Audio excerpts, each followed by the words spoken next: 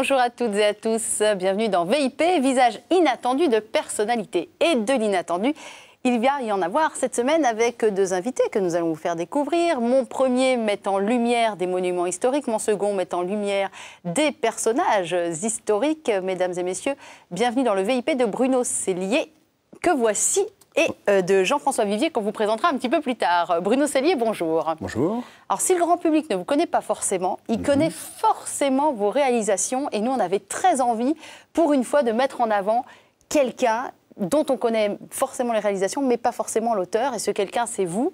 Peut-être expliquer rapidement votre travail. C'est la lumière, c'est la couleur et c'est la mise en avant de monuments tels que les Invalides, Notre-Dame de Paris, qu'est-ce qu'on peut citer, le Palais des Papes d'Avignon. Tout à fait, oui. Alors, ce sont mes dernières créations, les créations récentes. Mais ce que j'aime par-dessus tout, effectivement, c'est mettre en valeur un monument, une histoire, une vie humaine, une date historique, je ne sais quoi. Et c'est vrai que par les Invalides à Avignon ou Notre-Dame de Paris, qui sont mes créations parmi les plus récentes, cet aspect de mes créations, qui est la vidéo monumentale, est la plus visible. C'est normal. Moi, je propose qu'on démarre en fait très rapidement par, par voir ce que vous faites. Ce sera peut-être plus parlant pour nos téléspectateurs. Comment vous appelez votre métier en fait? Scénariste metteur en scène, quoi qu'il arrive, parce qu'un monument, quand c'est un monument, même si il faut scénariser, c'est un spectacle hein, pour sa mise en valeur, il faut le mettre en scène, quel que soit le moyen. Donc, scénariste metteur en scène, c'est encore ou scénographe, au choix. Alors, on va y voir dans cette vidéo La nuit aux Invalides, on va y voir Saumur, on va y reconnaître le Parvis des Gentils à Notre-Dame, on va y reconnaître Avignon. Et vous allez voir que c'est tout simplement de toute beauté. Vous allez mieux comprendre de quoi nous parlons, Bruno Cellier et moi-même.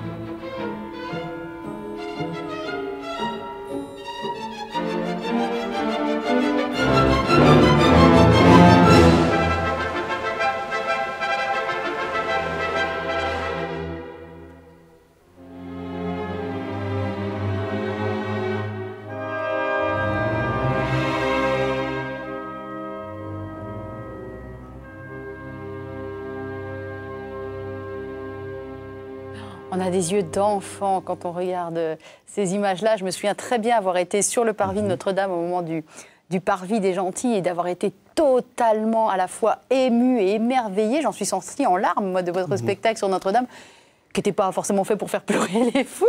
Non, mais non. On est saisi comme là, quoi, par cette émotion, par cette lumière, par cette beauté. Votre métier, c'est créateur de beauté. Oui, et puis essayer de ce que vous disiez tout à l'heure, enfant, j'ai une relation un petit peu, c'est vrai, une admiration d'enfant pour les vestiges de notre patrimoine ou pour les grandes villes ou les villes plus humbles. Mais c'est cette fascination, cette admiration, cet amour pour les monuments, qu'ils soient humbles comme parfois une petite chapelle de province, un lavoir, ou alors les grands monuments. Mais c'est de l'admiration, cette admiration. J'essaie de la communiquer par mes spectacles, mais oui, beauté. Beauté est le mot-clé, et transmission. Alors, sachant que vous, l'histoire, c'est un peu votre cheval de bataille, c'est votre dada, vous venez de là, finalement. Oui, c'est d'abord l'histoire, et mon amour pour l'histoire m'a amené au spectacle. C'est par ma volonté de faire partager mon amour pour l'histoire. Voilà, le meilleur vecteur, c'était le spectacle. Enfin, voilà, une rencontre entre l'histoire et puis la mise en scène. Alors moi, j'aimerais comprendre comment techniquement ça se passe. Un jour, les Invalides vous appellent et vous font « Coucou Bruno Cellier, on adore ce que vous faites, on aimerait que vous fassiez un spectacle pour la nuit des Invalides ». C'est comme ça que ça se passe. Et vous, après, vous créez votre matériau, ça c'est dans La vie rêvée d'Emmanuel, hein. Vous créez votre matériau et vous arrivez avec le projet.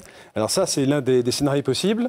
Pour les Invalides, c'est un tout petit peu différent, même complètement différent. C'est un cas un peu unique, puisque c'est dans la cour d'honneur des Invalides que j'ai assisté à mon premier spectacle, enfant, à l'âge de 7-8 ans. Et j'en garde un souvenir vraiment extraordinaire. Et j'y ai fait mon service militaire. Donc j'ai fait plus de 140 visites guidées dans l'ensemble du monument, dans le musée, dans le tombeau de l'empereur. Votre service militaire consistait à faire visiter... Oui, j'étais au service accueil de protocole. Tombeau de l'empereur. Voilà, et le musée de l'armée, le musée des plans reliefs et ces choses-là. C'est très exposé comme service militaire. C'était... Est-ce que j'ai servi mon pays? Oui, parce que je pense avoir essayé de transmettre à mes visiteurs la passion qui m'animait pour l'histoire. Et donc, comme j'avais déjà fait des spectacles avant mon service militaire, le fait d'être là, je me suis dit, il faut que je propose quelque chose. J'ai fait 3 tentatives. La première, c'était pour l'an 2000 avec Yves Mourouzi. Et puis, ça n'a pas pu se faire. Et puis, la bonne formule, c'était donc là, La Nuit aux Invalides, où je suis arrivé au musée de l'Armée avec le spectacle déjà prêt, enfin, avec la scénographie, le projet, le concept, son format. Entre-temps, nous avons fondé avec 2 associés Amaclio, la société de production et de réalisation dans laquelle je suis actuellement. Et il a fallu convaincre pendant un an et demi le musée de l'Armée, le gouverneur militaire de Paris, et puis même de la faisabilité et du succès potentiel d'un tel événement. Et du coup, eh bien, 3 éditions, plus de 240 000 spectateurs maintenant, et une grande joie. Oui, il a fallu se prendre en main avant et des heures de labeur avant, avec le risque toujours dans ces métiers-là que ça ne soit pas pris au bout. Il faut quand même le savoir. Oui, alors il faut dire qu'en 2012, lorsque la première édition a eu lieu, voilà, j'avais un petit peu d'expérience derrière moi quand même. Donc je savais que ce que je proposais était la bonne. Il y avait la place pour passer à la fois artistiquement, c'est-à-dire que le spectacle soit bien reçu par la critique et par le public, et puis en matière de fréquentation, que le succès populaire soit là aussi. Après, ça reste un pari, parce que c'est en extérieur, donc le temps. Et puis, la grande histoire, il y aurait beaucoup de choses à dire sur la première année, mais la grande histoire avec des grands hommes dans ce monument, qui reste un peu particulier quand même, qui est plus connu par l'actualité un peu dramatique. Beaucoup de gens nous ont regardés avec des yeux comme des soucoupes, en disant « mais attendez, vous courez à la catastrophe, ça ne va pas faire... » Est-ce que vous voulez dire que les invalides sont surtout associés aux morts qui reviennent? Oui, c'est quand même là que le public français les connaisse le mieux, par l'hommage aux morts, aux grands serviteurs de l'État. Et puis, on était en pleine campagne présidentielle, et puis non, les gens oubliaient que le premier sans lumière à Paris, c'était aux Invalides. Il a duré 15 ans, je ne sais plus, 15 ans, avec des grandes voix. Pierre Freinet a été une des grandes voix. Et il y a eu, chaque année, il y avait plus de 250 000 spectateurs. Et donc, c'est le passage à l'heure d'été qui a eu raison, enfin le changement d'heure en 74, enfin je ne sais plus l'année exacte, qui a mis fin à cette aventure. Et moi, j'ai repris le flambeau, en fait, on a repris le flambeau. Vous citez Pierre Freinet, et c'est important, parce que la magie de ce spectacle tient bien sûr au rythme, aux couleurs et aussi à la voix que vous allez choisir. Et on ne prend pas n'importe quelle voix. On peut aller chercher un Jean Piat, par exemple, dont la voix est tellement magnifique et caractéristique. Et ça, c'est important aussi. La voix... Oui, parce que c'est quand même le vecteur premier de transmission. L'image, j'aime bien parler, le terme est un peu négatif, mais quand je parle de ces spectacles de vidéo monumentale, j'aime bien évoquer la notion de brûlure en 3 degrés. La première, elle est uniquement technologique, visuelle, c'est le choc de la technologie, voire 250 mètres d'images linéaires dans la cour d'honneur. Il y a un aspect, les murs bougent, se déforment, sont magnifiés, enluminés. Première surprise. La deuxième, c'est que forcément le monument par lui-même dégage une puissance d'émotion. C'est le 2e degré, un degré plus d'émotion, hein, oui, le cœur. Et le 3e degré, c'est l'esprit, voire l'âme. Et là, c'est le texte qui effectivement permet de donner aussi d'approfondir et de donner au public qui, au-delà de la première séance, veut revenir. Et parce que beaucoup me le disent, à la première vision, on ne peut pas tout saisir. À un moment donné, certains sont embarqués par le texte, c'est d'abord le choc des images, les musiques, on le reçoit chacun un peu différemment, et donc il y a le besoin de revenir le voir. Et donc le verbe permet l'approfondissement, bien sûr. Je vous propose qu'on regarde plus en détail quelques images de cette nuit des Invalides, qu'on se laisse vraiment saisir par la magie. L'âme de ce monument a changé. Il n'est pas que de pierre. Et lorsque l'obscurité épouse le silence, c'est une autre histoire qui commence. Le jour est aux hommes, mais la nuit, elle, est aux souvenirs. Ils sont les fils chéris d'une déesse aux cheveux d'or, qui embellit ici chaque pierre. Son parfum les imprègne, et elle résonne à son toucher, le toucher de la gloire.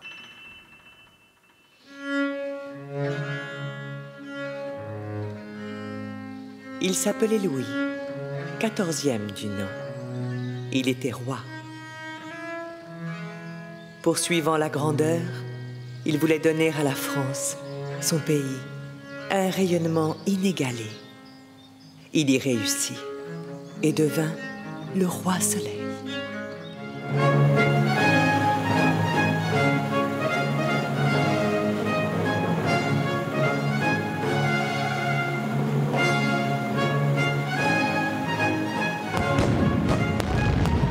Napoléon.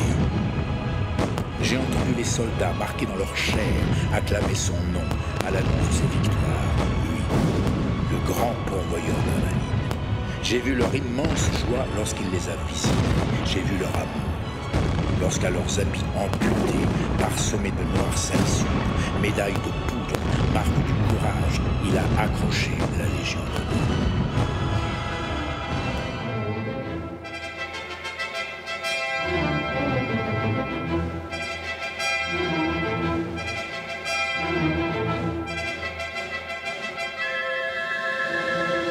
Fantastique, éblouissant, on n'a pas de mots. Céline Duhamel et Jean Piat pour les voix. Hein, et André Dussolier qui André fait l'introduction et la conclusion. Ils disent facilement oui, ces gens-là? Alors Jean-Pierre, pareil, c'est une petite anecdote parce que j'étais allé le voir pour mon tout premier spectacle en 95. C'était quoi? Et alors c'est La légende de Jean Le Fol dans le sud de la France, en Aveyron. Et j'avais frappé à la porte de son théâtre. Il jouait L'Affrontement avec Francis Lalanne. Oui. Très belle pièce. Et je l'avais harcelé à la sortie de sa loge. Il avait fini par me renvoyer, dire non, écoutez, non, je ne peux pas faire votre voix pour votre spectacle. Et je lui ai rappelé pour les Invalides. Alors ça faisait un petit. Mais oui, ça dépend. Mais oui. Grosso modo, les Invalides, c'est un monument national. Il appartient à tout le monde.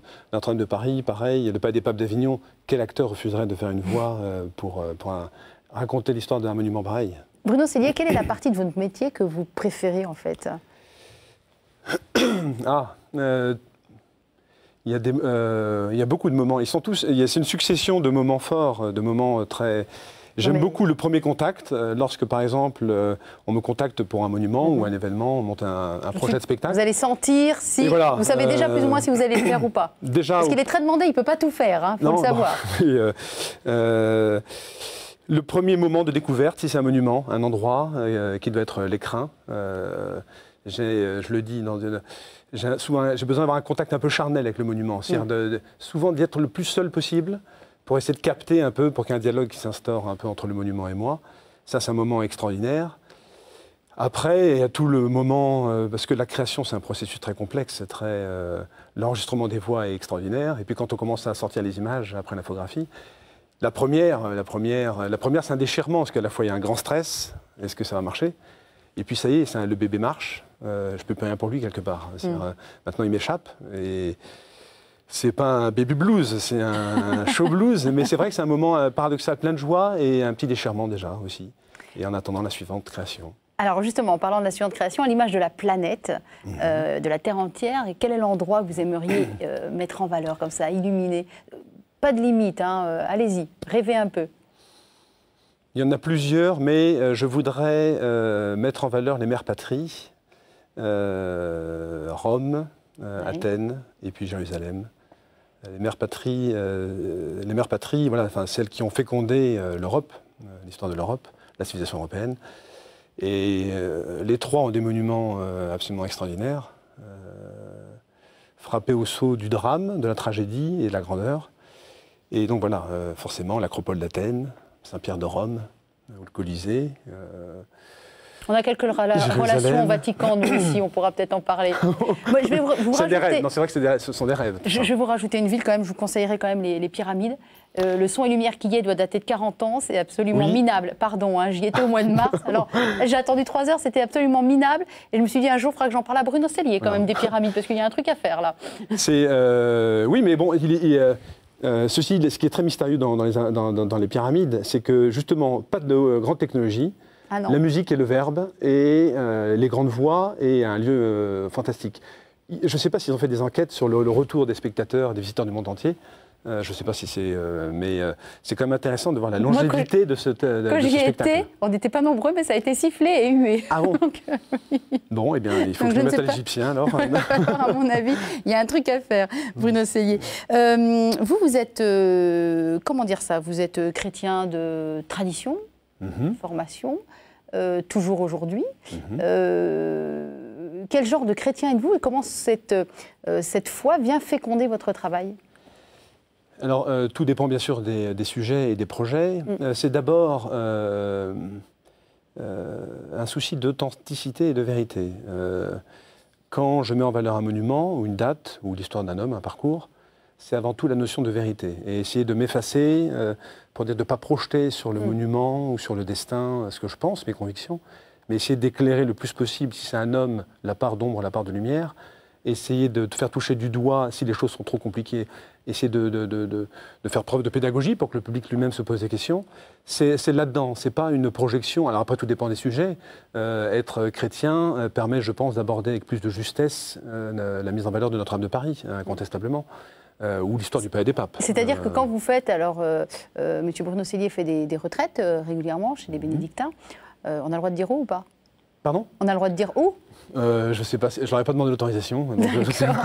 Bon, quelque part à Flavigny, il y a des bonbons, Flavigny-sur-Ozerin. Est-ce que par exemple, quand vous êtes en retraite chez les moines bénédictins, vous vous dites tiens, je dois illuminer Notre-Dame pour le parvis des gentils? Est-ce que vous essayez d'approfondir ça ou est-ce que ce sont vraiment deux processus complètement séparés? Non, c'est deux processus. Mon activité de création, c'est mon devoir d'État, en quelque sorte. Mais nourri quand même de l'homme que vous êtes. Ah ben bien sûr, bien sûr, okay. Bien sûr, je peux pas l'écarter. Mais non, parce que Ah voilà, on voit les images du parvis des gentils pendant ce temps-là. On dit souvent dans les retraites ou enfin dans le questionnement spirituel que on appelle l'imagination la fédulogie. Et donc l'imagination, quand on fait un temps de discernement, c'est mieux d'essayer de la mettre un petit peu au placard, de la laisser pour pas perturber le cheminement intérieur. D'accord. On regarde ces magnifiques images. On était tous scotchés ce soir-là. C'est pas un peu dur de se dire je fais une création pour une seule soirée? Ce côté éphémère, il faut quand même avoir beaucoup d'humilité. C'est sûr que ça a été vu par beaucoup de gens, mais il y a un côté très éphémère dans ce que vous faites. Ça ne va pas être exposé dans un musée pendant 500 ans. Non, c'est un peu douloureux et à la fois la partie chance et bonheur l'emporte largement sur la partie douloureuse de ne l'avoir fait qu'une fois. Parce que ça y est, j'ai eu la joie, l'immense honneur de pouvoir le faire. Et donc, Notre-Dame de Paris, même si c'est qu'une fois, faire Notre-Dame et mourir. Ça y est, il est prêt à mourir. Vous dites chance et bonheur en même temps parce qu'il faut arriver à en vivre et vous n'en vivez pas finalement depuis si longtemps que ça. Vous aviez parallèlement un métier pendant encore très longtemps parce que voilà, on est dans des métiers, c'est des niches, des nichounettes même. Vous ne devez pas être très nombreux à faire ça en France, j'imagine. Alors, pour ma part, j'ai mis très longtemps avant d'accepter en quelque sorte cette partie de création en disant est-ce que je suis capable d'en vivre? Est-ce que ce talent, s'il y en a un, est-ce qu'il peut devenir un moyen de rémunération, puis de moyen de faire vivre ma famille? Et donc j'ai mis très longtemps à accepter, c'est-à-dire, ben oui Bruno, tu sais faire des spectacles, tu peux faire des spectacles en professionnel tout le temps. Et vous aviez un peu le syndrome de l'imposteur, quoi? Non, je ne sais pas, c'est vraiment, je ne me suis jamais posé la question, j'ai enfilé tellement les projets en fait. Et puis ma double vie, ces deux poumons, ma vie un peu administrative, de gestion du patrimoine aussi, et cette vie artistique se complétaient, se nourrissaient l'une l'autre. Et donc en fait je ne me suis pas posé la question. De gestion du patrimoine. C'est qu'à un moment donné où je me suis dit, j'ai faim de plus. Et je sais que je sais le faire. Et maintenant je sais que je sais faire, donc allons-y. Et oui, gestion du patrimoine, on va peut-être expliquer ce que vous faisiez. Oui, alors je me suis occupé de la mise en valeur du patrimoine et de la politique culturelle au sein de plusieurs collectivités pendant plus d'une dizaine d'années. Tout ça étant dans une certaine logique finalement. J'aimerais bien qu'on voit des images extraits du spectacle Les Écuyers du Temps à Saumur. Saumur, pareil. Cadre magnifique, écrin, vous parliez d'un écrin. Vous pouvez nous raconter un petit peu ce projet-là? Alors ce projet-là, c'est un appel d'offres, une consultation lancée par la mairie de Saumur. Que vous remportez. À laquelle Maclio a répondu. Et nous avons remporté. Donc là, ce qui était un petit peu différent, c'est qu'il fallait amener à la fois la vidéo monumentale, mais il y avait toute la mise en scène, tout le scénario devait intégrer la mise en scène de bénévoles et non pas de professionnels. Et donc voilà, il fallait alterner spectacle vivant, enfin mêler, plus que alterner, mêler spectacle vivant avec bénévoles et technologie de vidéo monumentale. L'humain, j'aime beaucoup la vidéo monumentale, mais pour moi l'art suprême quand même reste le théâtre. Donc chaque fois que je peux revenir au spectacle vivant, et puis la Saumur, patrimoine mondial UNESCO par les châteaux de la Loire, et puis patrimoine mondial de l'UNESCO par le cadre noir, puisque l'art équestre français est le seul art équestre au monde à être inscrit au patrimoine mondial de l'UNESCO dans la partie immatérielle. Ah, ce que j'apprends. Donc ça fait double patrimoine mondial, on ne peut pas refuser de mettre en valeur ça. On regarde quelques images, si vous le voulez bien, Bruno Cellier. Il était un écuyer de l'histoire. L'important de l'avoir en chapelle, de chapelle en château, de château en cathédrale.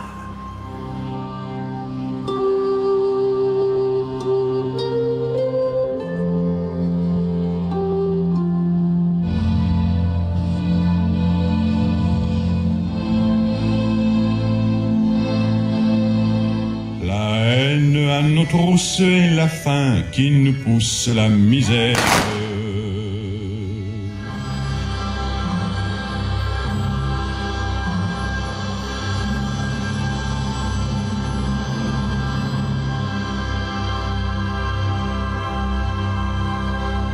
Bruno, oui, que c'était Benoît Alman qui est une grande voix de doublage, et notamment Morgan Freeman et d'autres, j'imagine. Pourquoi lui? Tout à l'heure, on parlait des voix. Tout dépend du monument, du sujet du spectacle. Pourquoi lui? Pourquoi Saumur, Benoît Alman, les Avalines, Jean-Pierre? Qu'est-ce qui se passe dans votre tête pour vous dire c'est cette voix-là que je veux? Jean-Pierre, parce qu'il y avait un défi, c'était une vieille histoire, une longue histoire. Oui, voilà. Benoît Alman, parce que il s'agit de garder en haleine un public pendant à peu près 1h25. Le château de Saumur, il est assez vanté. Alors, il y a des scènes en direct, jouées par des comédiens professionnels et des bénévoles. Mais la voix de Benoît Alman, il a cette chaleur, c'est une voix grave, profonde, qui peut alterner la puissance, la douceur, mais qui est très chaude, très enveloppante. Donc cette capacité à créer une intimité, et pour un spectacle comme celui-là, parce que, faut regarder la configuration du lieu, mais je ne pouvais pas totalement encadrer le public par la mise en scène. Donc le rapport était quand même un petit peu monument, mise en scène, air scénique, spectateur. Et donc, il fallait au maximum que j'essaie de garder cette intimité. Et la voix de Benoît était... Et oui, après deux éditions, était la bonne voix. Remplit l'espace. Voilà. Le thème de la lumière, de la clarté, ce sont des thèmes très bibliques. Vous qui étudiez la Bible et la règle de Saint Benoît, vous les avez un peu plus travaillés, de fait, ces thèmes-là, et la lumière fut... pour ne citer que la phrase la plus connue, mais il y en a d'autres. La lumière révèle, oui. Après, il y a tout le travail des ingénieurs, tant du son que d'ingénieurs lumière. Mais si on passe au niveau supérieur de réflexion... Oui, toujours. Alors après, oui, lumière visible par les éclairages, lumière invisible par le scénario, mais toujours magnifié, oui. Oui, un spectacle, il met en lumière, quoi qu'il arrive, des événements, une vie humaine... C'est toujours de la mise en lumière, oui. Nous allons recevoir sur ce plateau le second invité qui fait le même travail que vous, en fait. Sauf que lui, il lui suffit d'un ordinateur, j'imagine, ou de quelques crayons. Je crois que c'est plus compliqué que ça. C'est peut-être sans doute plus compliqué que ça, bien sûr. Mais pareil, c'était un travail de mise en lumière de personnages historiques. J'aimerais que Jean-François Vivier nous rejoigne sur le canapé rouge de VIP. Alors, je vous le présente. C'est marrant, hein, je dis à tous les invités numéro 2 de rentrer en faisant des saltos et des triples loops, et il n'y en a pas un qui le fait. Il y a des repères au sol, mais... Il y a des personnes, Jean-François J'avais peur d'atterrir sur les genoux de Bruno. Bienvenue à vous sur ce fauteuil, ce canapé rouge. Vous avez pu entendre cette première partie d'émission qui est passée à la vitesse de la lumière. Blague. Je la prépare depuis 2 semaines, celle-là. Qu'est-ce que vous en avez retenu de cette première partie d'émission, sachant qu'il y a des parallèles avec votre vie artistique assez clairs? Alors voilà, clairement, je pense qu'on a un peu la même démarche. J'ai entendu Bruno qui disait c'est ma passion pour l'histoire qui m'a donné envie de me lancer là-dedans.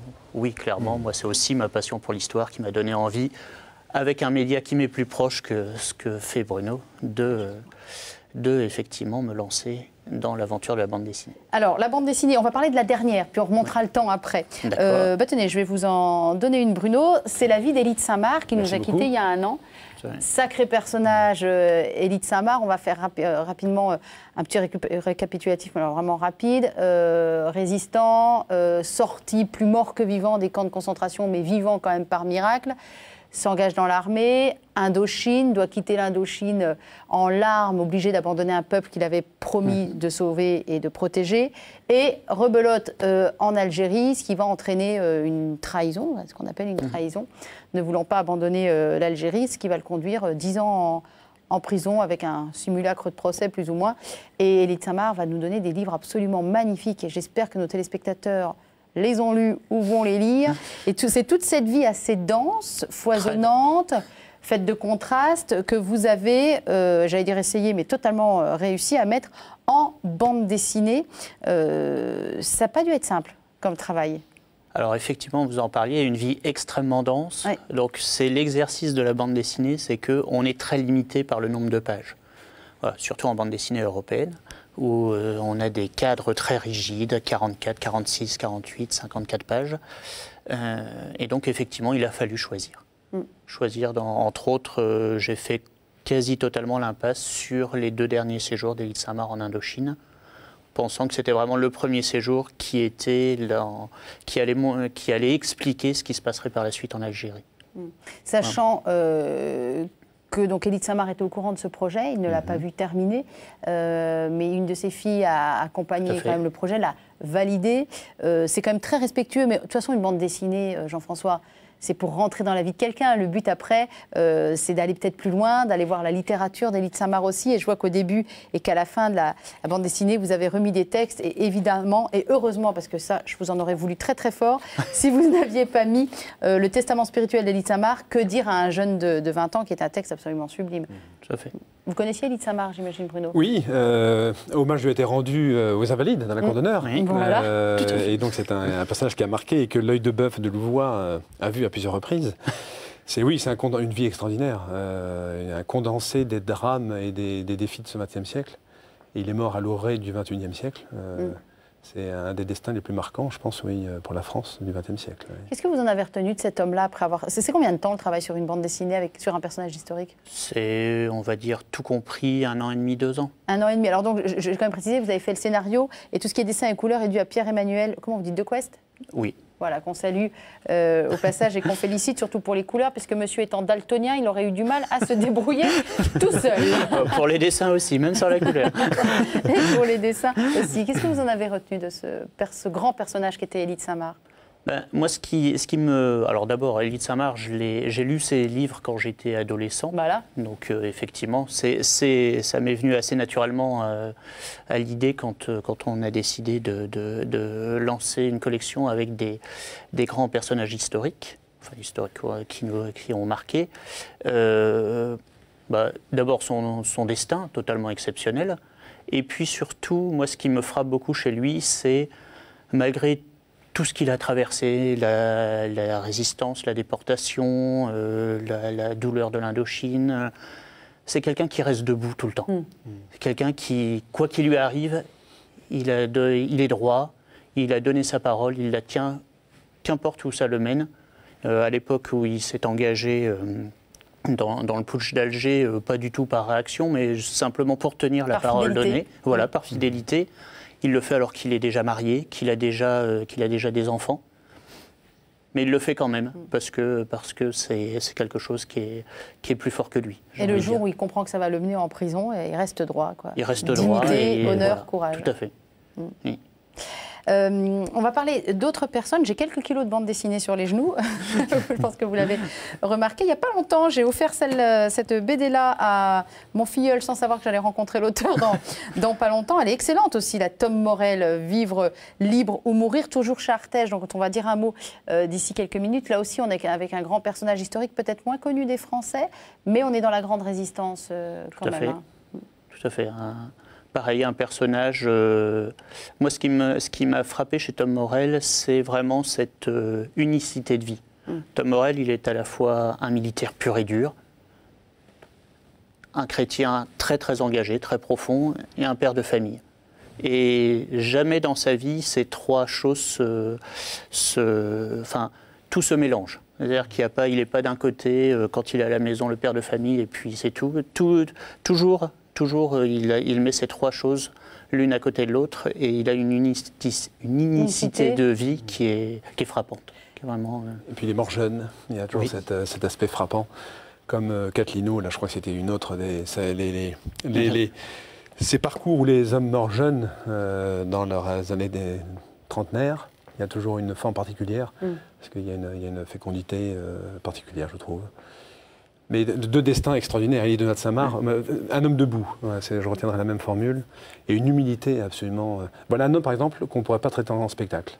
Élie de Saint-Marc? Non, parce que pour moi, trop un homme d'intérieur, et pour moi, c'est des vrais grands hommes. Ah, mais il a écrit des textes, on pourrait vraiment s'appuyer sur ces textes. À mettre un jeune de 20 ans, c'est magnifique. Oui, je sais pas, moi, c'est à découvrir uniquement par les écrits. Par l'intérieur. Mettre en scène, c'est tellement des conflits intérieurs, ce qu'il a vécu avant tout, comme tout destin, hein, mais c'est un personnage... parce qu'on parle, les grands hommes, qu'est-ce que c'est qu'un grand homme souvent, les grands hommes sont faciles à traiter en termes de spectacle parce qu'il y a des grands actes de leur vie extérieure, des grandes décisions. Mais là, c'est pour ce que je connais de la vie, ce que j'ai lu du Chant de Braise, je n'ai pas lu tous les ouvrages sur Élie de Natte-Saint-Marc, mais ces grandes bascules dans sa vie sont des décisions intérieures profondes. Et donc ça mettre en scène... C'est pas très paillette. Difficile. Catlino, plus simple? Catlino plus simple parce que oui, parce que lui c'est l'homme d'un conflit quand même aussi. L'élie de Natte-Saint-Marc, c'est plusieurs conflits, c'est le nazisme, le communisme. Catlino, c'est les guerres de Vendée. Voilà, c'est un contexte, unité un peu de temps, de lieu, d'espace. Donc c'est plus facile, oui. Parlons 2 secondes d'Artege, dont vous êtes aussi directeur de collection. Oui. Justement, on a 3 BD différents qu'on va montrer. Catlino, on est sur un segment historique. Tout à fait. Voilà, on a lancé aujourd'hui 3 segments. Un segment de grands personnages historiques nous allons aussi travailler sur une histoire des bénédictins. Donc, voilà, tiens, qui sera en vente à Flavigny-sur-Roserain, vous allez voir, chez les pères bénédictins.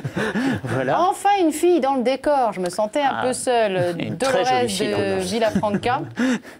Là, on est sur la réédition d'anciens best-sellers. Best-sellers, je ne sais pas si c'est le mot, mais en tout cas de grands classiques, de beaux classiques qui justement méritent d'être découverts.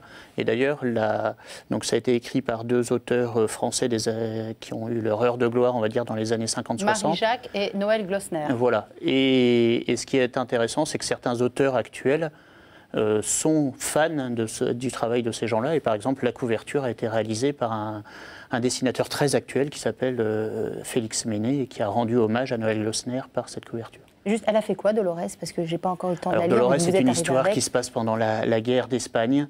Et donc c'est assez amusant parce que Marie-Jacques ne prend pas parti ni dans un sens ni dans l'autre. Donc c'est une histoire de haine et d'amour familial. Voilà. D'accord. Et puis 3e segment, on connaît bien Catéolé, Familius, Nicolas Doucet, là c'est pour le meilleur et pour le père. Donc là on est sur un segment plus enfant. Tout à fait, plus enfant, grand public on va dire. Voilà. Sachant que le but en fait de ce que l'on sort, de ce qu'on produit, c'est vraiment d'essayer de faire de la BD qui soit de la BD actuelle, pour que ce soit vraiment accessible à tout le monde. C'est-à-dire que le but de faire Élie de Saint-Marc, quand on fait une BD, ça nous prend 1 an et demi, 2 ans. C'est pas d'être lu par un tout petit groupe, un tout petit noyau. C'est vraiment que de faire découvrir Élie de Saint-Marc au plus grand nombre. Nos livres sont disponibles dans tous les grands, à la FNAC, partout. Il n'y a pas de... Voilà, c'est vraiment le but. Tous les deux, vous construisez des scénarios. Vous mettez en lumière, vous mettez en couleur, avec un petit bémol du côté, donc on l'aura compris, de Jean-François. Vous avez vraiment des métiers très similaires. Je vais vous poser la même question, il fallait vous y attendre. Hein. Qu'est-ce que vous préférez, vous, dans votre métier de scénariste, dans cette activité de scénariste? Alors moi, comme vous le faisiez remarquer très finement tout à l'heure, je ne suis pas ni un grand coloriste ni un grand dessinateur. Je ne me serais jamais permis. Et donc, moi, la partie que je préfère, c'est après avoir écrit, voir à partir de ce que j'ai écrit, ce que le dessinateur va en faire. Voilà. Le moment où je reçois la planche, je me dis « Ah, il a imaginé ça comme ça ». Moi, j'avais imaginé que le personnage serait là, on serait plus en arrière. Et, lui, il l'a fait comme ça. Et souvent... C'est ce qui est intéressant, c'est que nos 2 regards, en fait, font quelque chose qui va beaucoup plus loin que ce que j'avais imaginé au départ. Vous aussi, vous avez des bonnes surprises comme ça? Oui. Mon moment est un peu différent. C'est lorsque j'ai bien saisi l'ensemble des contraintes techniques d'un lieu et scénaristiques, au niveau ou des contraintes historiques, l'histoire du monument ou de la vie ou du thème. Et les choses, les personnages m'entourent un peu comme des fantômes. Ils me parlent, je leur parle. Il y a des amorces de scène, les choses tournent un peu. C'est pas encore le moment de fixer, figer, mais à un moment où il faut à la fois être en tension, parce que c'est le moment de fixer un champ précis à l'imagination, mais c'est à la fois un moment de grande liberté, tension, relâchement, disponibilité. C'est un moment assez particulier, parce que le spectacle étant... Tous les ingrédients sont là, mais on ne sait pas encore dans quel ordre. Et ça, c'est un moment que j'aime beaucoup. Pour les luminescences d'Avignon, j'aimerais qu'on zoome un petit moment sur cet événement-là. Et quel était le défi pour vous? Le défi, c'était le 360 degrés. Alors, technique, le premier défi d'abord... Ça, en BD, vous ne connaissez pas le 360 degrés. Là, vous ne pouvez pas comprendre, Jean-François. Non, le premier défi, d'abord, c'est le mythe. Parce qu'au niveau culturel, c'est quand même, je pense, la place théâtrale la plus célèbre au monde. Il y a d'immenses comédiens qui ont joué dans cette cour d'honneur. Donc ça, c'est la partie artistique. Le lieu, les personnages, surtout, qui ont bâti ces lieux, les faire comprendre à nos contemporains, leur faire toucher du doigt. En 40 minutes, 7 siècles, 8 siècles d'histoire, c'est pas mal. Donc c'est des enjeux, je disais, pas le droit à l'erreur. C'est un peu comme les 46 ou 48 pages de Jean-François. Voilà, c'est ça. Les contraintes. Et le 360 degrés, c'est-à-dire, contrairement aux Invalides, où le format est un petit peu plus 16/9 de par la présentation du monument, là, dans la cour d'honneur, on est vraiment, le monument vous tient vraiment dans sa main. On est surplombé par plusieurs dizaines de mètres de façade. On projette sur les 4 faces. Donc il ne faut pas que ce soit complètement tournant pour perdre le spectateur. Donc le défi de la narration, le défi technique de la narration image, pour être sûr de ne pas... Et à la fois... bien prendre le spectateur et pas le lâcher. Avec cette histoire de rythme qui est présent et en bande dessinée, qui est quelque chose d'important. Capital, et évidemment dans vos spectacles. Il n'y a pas de relâchement, quoi. Voilà. Ça, il faut que le lecteur ait envie de tourner la page. Ouais. Alors vous savez, Bruno, en fait, Jean-François, il a eu une autre vie avant d'être scénariste à un moment, quand il était jeunot. Bien longtemps. Jean-François est parti donner une année de sa vie avec la communauté Saint-Jean, une moitié d'année, on va dire, en Lituanie, et une moitié d'année en Inde avec les JMJ à Tor Vergata 2000. On s'y est pas croisés, dites donc. Ou alors on s'est pas vu. On était 2 millions. Il me semblait bien en entrant sur le plateau que votre tête me disait quelque chose. On était un peu 2 millions au JMJ à Tor Vergata. C'est peut-être pour ça qu'on ne s'est pas bien vu. Une année très très particulière, l'année 2000, que vous avez racontée dans un livre qu'on ne trouve plus malheureusement. Donc éventuellement, Jean-François peut vous l'envoyer chez vous et vous le renvoyer. Mais vous avez voulu le raconter, de Vénus à Pondichéry, une goutte dans l'océan. Finalement, c'est vrai, on donne un an de sa vie, on va raconter un petit peu plus. Finalement, c'est comme disait Mère Teresa, c'est une goutte d'eau dans l'océan, mais il fallait qu'elle soit là, quoi. Sinon, il n'y a pas d'océan. Voilà, c'est un peu ça. Non, mais il y a tellement à faire partout, mais qu'effectivement, effectivement, ça n'est pas moi qui... la phrase vient de Mère Teresa, et c'est tout à fait ça. C'est ce que disait Mère Teresa de ce qu'elle faisait. Ça n'est qu'une goutte d'eau dans toutes les misères que connaît le monde, mais néanmoins, on est là où l'on est et on essaye de faire avancer les choses là où l'on est. Alors, sauf que vous êtes parti ailleurs pour faire avancer les choses. Vous avez eu besoin de quitter la France. Il se trouve que vous avez un frère qui est à la communauté Saint-Jean. Oui. Voilà, on le salue au passage et toute la communauté avec, et qui vous a donc trouvé finalement, entre guillemets, le job avec cette envie de partir que vous aviez. Vous n'avez pas choisi Point Cœur, ça aurait pu être ça, parce que c'est un peu leur mission aussi. Vous les avez rencontrés plus tard en Inde. Mais ça a été d'abord la Lituanie, pas simple. Par la langue surtout, pas simple, parce que le fameux frère dont vous parlez parle couramment le chinois, et il me disait que Il est à Taïwan, lui. Oui, et que le lituanien était réputé pour être plus dur que le chinois. C'est dire. Avec une petite différence, c'est que le chinois est parlé par 1,5 milliard de personnes et le lituanien par 6 millions de personnes. Donc l'intérêt n'est pas tout à fait le même d'apprendre la langue. Expérience décapante, le but étant d'être présent auprès des enfants. Et Jean-François a mis un petit peu de temps à comprendre qu'on n'attendait pas seulement de lui de retaper la maison, mais juste d'être. Et finalement, tout ce livre, il est sur ça. C'est comment ne pas être toujours dans le faire et apprendre à être. Et c'est décapant pour un jeune homme. Ça l'est assez, oui. C'est effectivement une anecdote qui est le fond du livre, c'est qu'au bout de 15 jours, un mois sur place, on logeait dans une vieille maison, donc on avait refait quelques petites choses, et puis je finis par aller voir, comme il faisait moins 30, c'était assez compliqué de continuer à faire des choses, et donc je suis allé voir le responsable en disant, écoute, voilà, je ne parle pas lituanien, donc les enfants ne me comprennent pas de toute façon, la maison, je ne peux plus rien faire, qu'est-ce que tu attends de moi ? Mais je t'ai jamais demandé de faire quoi que ce soit. Je t'ai demandé d'être là, c'est tout. Et oui, ça a été assez décapant, effectivement. Ça a été quelque chose qui m'a beaucoup touché et qui fait grandir. Qui fait grandir et voilà, Aujourd'hui, dans mon métier, j'essaye toujours, même si le faire est quand même important, mais essayer de mettre ça en avant. Oui. Ça vous parle d'une expérience comme ça, Bruno Cellier Non, merci non, Bruno Cellier. J'admire beaucoup. Non, j'ai pas eu par opportunité non, j'ai pas eu l'occasion et non, c'est pas ma. Parce que très curieusement, je préfère être, admiré, aider autrement, mais comme ce. Oui, c'est pas votre vocation. Non, c'est pas ma vocation.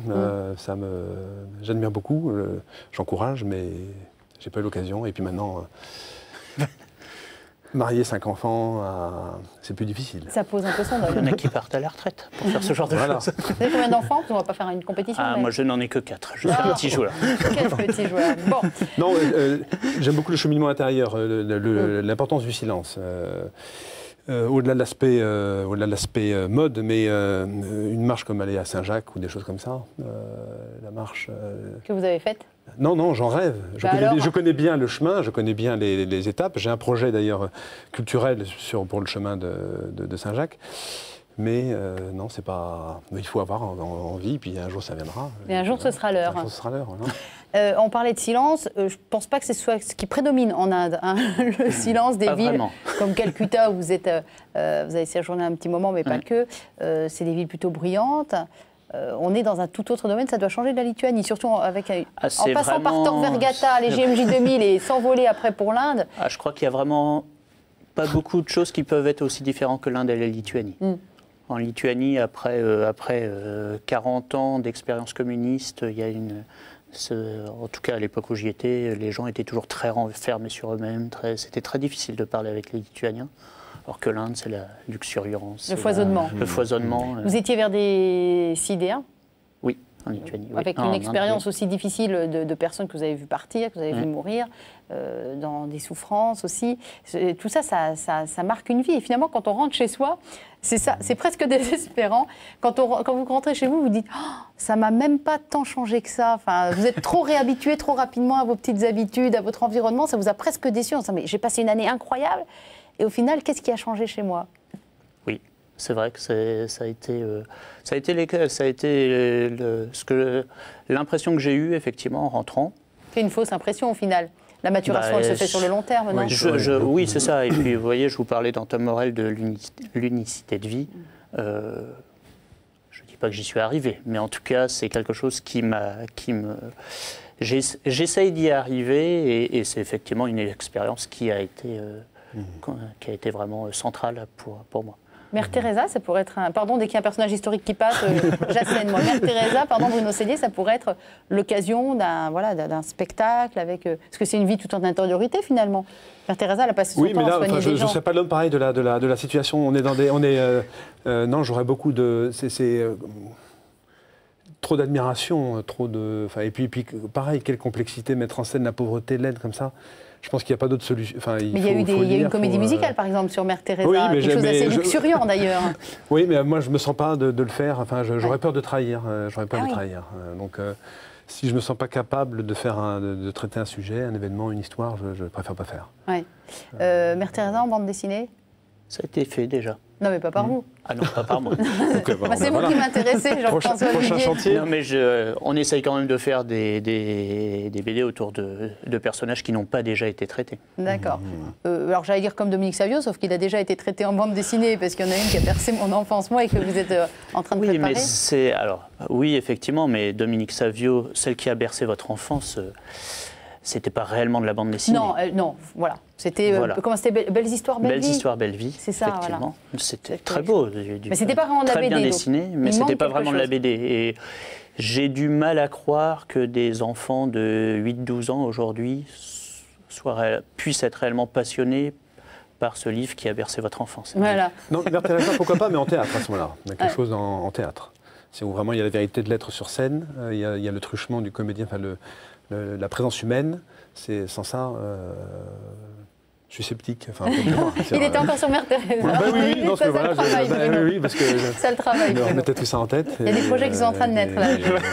Je le sens. Votre prochain chantier, donc vous, c'est Don Bosco? Non, c'est Dominique Savio, pas Don Bosco, parce qu'il y a déjà celle de Gigé qui fait référence, donc on ne s'attaque pas au maître. Ça, non. Oui, il y a Dominique Savio que je prépare avec mon fils qui va avoir 8 ans. Donc j'ai envie de faire ça avec lui pour voilà. Ah, c'est très bien. Et puis non, je prépare une fiction aussi historique avec Régis Parenteau de Noël qui était le dessinateur de Catlino. Qui est le papa de Catlino qu'on avait reçu ici dans cette émission l'année dernière. Voilà. Et vous faites quoi avec votre fils d'enseigner comme spectacle Vos filles, hein. Il meurt d'envie de jouer dedans en général. Il faut absolument que je les emmène voir tous mes spectacles, parce que sinon c'est un drame familial. Mais non, j'ai pas encore eu la joie d'avoir un de mes fils dans mes spectacles, mais ça va arriver. Ça va arriver là. Alors, un truc que j'adore faire aux invités, pardon, il y en a un qui était au courant, pas l'autre. Donc j'ai commencé avec celui qui était au courant, Jean-François. J'aimerais bien que vous posiez, vous, une question avec tout ce qui fait votre univers, l'être que vous êtes. Voilà, une question pour Bruno Cellier et vice-versa. Eh, vous avez eu le temps d'y réfléchir, je vous avais prévenu avant l'émission. Il a oublié. Il a oublié. Non, je crois que tu es plus âgé, je te laisse la parole. Si tu veux. Moi, ce qui me fascine dans l'art de la bande dessinée, c'est... Est-ce que le texte est avant, l'image est après? Est-ce que les deux se nourrissent constamment? Moi, j'écris les textes en dernier, parce que pour des raisons aussi pratiques et techniques, mais parce que le chemin de fer du dessinateur, il ne peut pas attendre. Enfin, il y a beaucoup d'échanges, il y a beaucoup d'allées-venues entre les deux. Le chemin de fer, c'est la trame. Voilà. Alors, en fait, non, moi, j'écris. Alors, on commence par un synopsis, puis après, on va dans le détail. Et donc, je décris planche par planche, avec... en gros, le texte à gauche et la description de l'image à droite. Et ensuite, le dessinateur m'envoie un premier crayonné pour voir s'il a bien compris ce que j'ai voulu dire. Et là, Jean-François s'énerve, il dit « mais c'est pas du tout ça », donc vous renvoyez vos... Ça arrive, mais voilà. Dis, non, t'as rien compris. Il y a d'ailleurs une anecdote assez amusante, c'est que dans le Tom Morel, au départ, Tom Morel, ça démarre dur, hein, le Tom Morel. Justement. Et il va faire fusiller un traître, voilà, et il va prier toute la nuit avec lui. Exactement. Et en fait, le dessinateur avait illustré cette page en faisant le fusiller tordu de douleur à son poteau. Et je dis, ah ben non, ça n'a aucun intérêt. S'il est tordu de douleur... on ne montre pas du tout ce à quoi on est arrivé, qu'au contraire, par sa nuit en prière avec lui, Tom l'a amené à autre chose. Et il a eu beaucoup de mal à comprendre au départ, à me dire bah non, c'est pas possible, on est face au peloton d'exécution, on a forcément peur, on tremble. Il dit non, justement, c'est ça qui est extraordinaire dans cette histoire, c'est que Tom l'a amené à la vie surnaturelle par la nuit qu'il a passée avec lui. Oui, ça commence très très fort. Ben, il va quand même falloir poser une question à Bruno Cellier. Oui, c'est le jeu de l'émission, ça. Oui. Alors moi, j'avais une question, c'est que donc toi, tu crées des spectacles autour d'un certain... Alors quand il se tutoie, c'est bon signe, hein, c'est que vraiment la fusion a pris pendant l'émission, alors qu'ils vous voyaient au départ. C'est parti. Est-ce que c'est forcément des monuments historiques, ou est-ce que tu peux créer des spectacles autour de choses différentes? Oui. J'ai un projet qui me tient beaucoup à cœur, qui n'est pas dans ma première actualité, mais je veux arriver au bout avant la fin de l'année 2000, avant la fin de la première moitié de 2015. Je suis en train d'écrire une pièce de théâtre qui s'appelle Le Soleil et l'Aigle, et qui est un face-à-face entre Louis XIV et Bossuet. Et comme d'aucuns savent que nous allons fêter le 3e centenaire de la mort de Louis XIV l'année prochaine, je tiens absolument à monter cette pièce pour la fin de l'année 2015. Voilà. Mais c'est toujours un sujet historique quand même. Oui, mais là, oui, c'est un sujet historique, mais je parle le sujet, c'est pouvoir temporel, pouvoir spirituel, un destin paroxystique comme celui de Louis XIV, un prédicateur, un homme de foi hors pair qu'est Bossuet. Et autour vont graviter... Dijonnais, soit dit en passant. J'espère que vous allez nous présenter le spectacle dans ma belle ville de Dijon.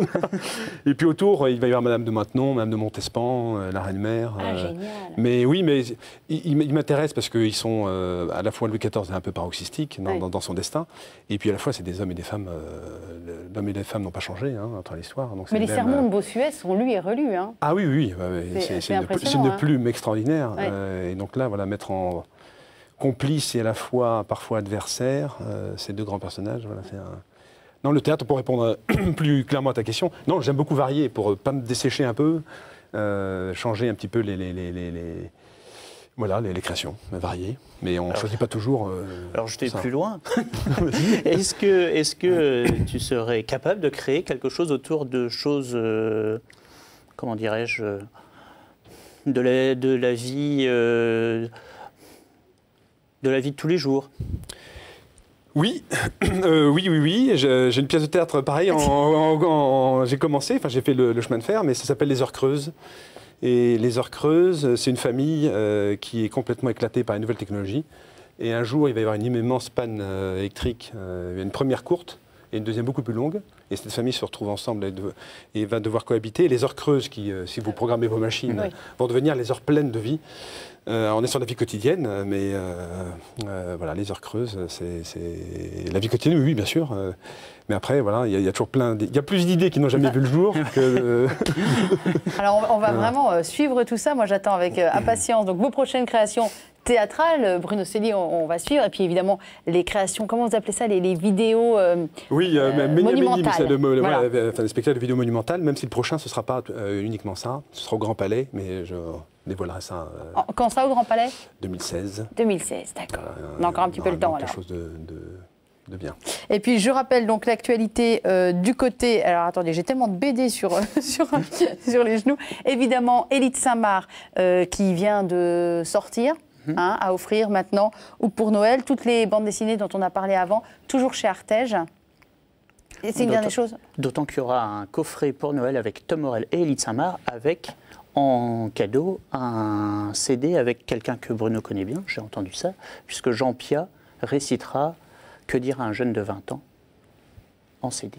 Voilà. Et ben voilà qui clôture admirablement l'émission. Je crois qu'on vient encore de créer un couple d'amis qui va avoir des choses à se dire après l'émission. Je vous remercie infiniment, messieurs, d'être venus avec nous et bonne route sur vos chemins artistiques et spirituels. Merci. Merci.